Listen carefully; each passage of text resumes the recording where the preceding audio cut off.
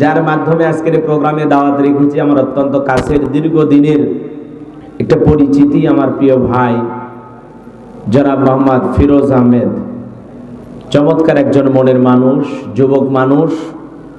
আমার ভাই আগে তার প্রশংসা করেছেন, আমি তার জন্য দোয়া করছি আল্লাহ পাক যেন তার জীবনের ভিতরে বারাকা নাজিল করেন, তার জীবনের সমস্ত ভালো কাজগুলোকে আল্লাহ তাআলা কবুল করেন। জোরে বলুন আমিন।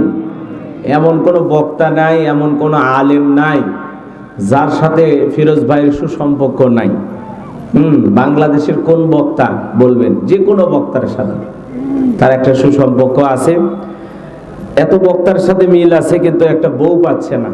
এজন্য আমরা দিল থেকে দোয়া করছি আল্লাহ পাক যেন একজন নেককার, আবেদা, সালেহা, পর্দা করে এরকম একজন নারী তার ভাগ্যে আল্লাহ জোটায়া দেন। জোরে বলুন আমিন। যেমন তেমন নারী না, পর্দাশীল নারী দরকার।